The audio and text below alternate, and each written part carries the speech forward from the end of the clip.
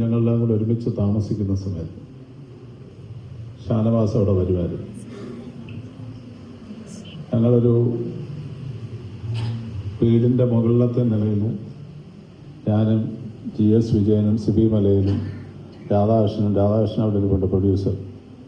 ഞങ്ങളെല്ലാവരും അവിടെ താമസിക്കുന്ന സമയത്ത് ഷാനു ഞങ്ങളെ കാണാൻ അവിടെ വരുമായിരുന്നു. ഞങ്ങളോടൊപ്പം സമയം ചെലവഴിച്ചു. അങ്ങനെയാണ് ഷാനുമായിട്ടുള്ള ബന്ധം ആവുന്നത്. അത് കഴിഞ്ഞ് 87-88 ഫെബ്രുവരി മാസമാണ്. ഞങ്ങൾ ഫെബ്രുവരിയില്ല, മാർച്ചാണ് പോകുന്നത്. ഞങ്ങളെല്ലാവരും കൂടെ അമേരിക്കയിൽ പോകുന്നു. സാറിൻ്റെ നേതൃത്വത്തിൽ ഞാൻ കല്യാണം കഴിഞ്ഞ് ഒരു 6 മാസം കഴിഞ്ഞാണ് ഞങ്ങൾ ഒരുമിച്ചുണ്ട്. ഷാനുണ്ട്, ശങ്കറുണ്ട്. ഞങ്ങളെല്ലാം കൂടെ അമേരിക്കയിൽ പോകുന്നു.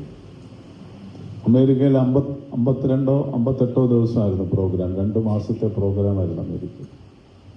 അന്നാണ് ഞങ്ങൾ കൂടുതൽ എടുക്കുന്നത്. ഞങ്ങൾ വൈകുന്നേരങ്ങളിൽ പ്രോഗ്രാം ഇല്ലാത്ത ദിവസം, എല്ലാ ദിവസവും ശനിയും ഞായറുമാണ് അവിടെ പ്രോഗ്രാം. എല്ലാ ആഴ്ചയിലും പ്രോഗ്രാം ഇല്ലാത്ത ദിവസങ്ങളിൽ ഞാനും ശങ്കറും ഷാനും കൂടെ എല്ലാവരും താമസിക്കുന്ന സ്ഥലത്തു നിന്ന് മുങ്ങി നേരെ ഏതെങ്കിലും സ്ഥലത്ത് താമസിക്കുന്ന ഡൗൺ ടൗണിൽ ഞങ്ങൾ ചെന്നിറങ്ങും.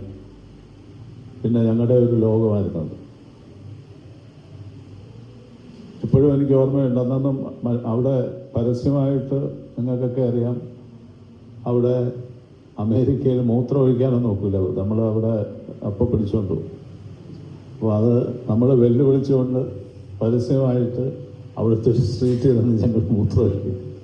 അതൊക്കെ ചുമ്മാ ഞങ്ങളുടെ കുസൃതിയാണ്. അപ്പം അത്രയോ കാലം അങ്ങനെ അന്ന് വളരെ നമുക്ക് ഒരുമിച്ച് നടന്നുള്ള ആ ഒരു കാലം ഒരിക്കലും മറക്കാൻ പറ്റാത്തതാണ്. അതുപോലെ തന്നെ ന്യൂയോർക്കിൽ വെച്ച് നസീർ സാറിനെ ഒരാൾ വളരെ മോശമായിട്ട് പെരുമാറുകയും നസീർ സാറിൻ്റെ അടുത്ത്. അപ്പം ഞാനും ഷാനും എല്ലാവരും, എൻ്റെ ഭാര്യ ഉൾപ്പെടെ ഞങ്ങളെല്ലാവരും വണ്ടിയിലിരിക്കുകയാണ്. അയാൾ വളരെ മോശമായിട്ട് സാറിനോട് സംസാരിച്ചപ്പം എനിക്ക് പെട്ടെന്ന് റിയാക്ട് ചെയ്യേണ്ടി വന്നു. അന്നത്തെ കാലത്ത് നമ്മൾ അങ്ങനത്തെ ഒരു ചെറുപ്പകാലമല്ലേ, ഒന്ന് പറഞ്ഞാൽ 2 ചാടി ഇറങ്ങുന്നൊരു. അങ്ങനെ അയാളെ ഞാൻ തല്ലി. അത് വലിയ പ്രശ്നമായി. അത് പിന്നെ അവർ എന്നെ തിരിച്ച് തല്ലും എന്നൊക്കെ പറഞ്ഞിട്ട് അവിടെ വലിയ പ്രശ്നങ്ങളായി. അപ്പോൾ ഞങ്ങൾ രണ്ടുപേരും കൂടി ഇവരെല്ലാം കൂടെ എൻ്റെ ഭാര്യ വേറൊരു കാറിൽ കയറ്റി വിട്ടിട്ട് ഞങ്ങൾ അന്ന് ഈ GPS ഒന്നുമില്ല, മാപ്പ് വെച്ചാണ് അവിടെ വണ്ടി ഓടിക്കുന്നത്. നമ്മുടെ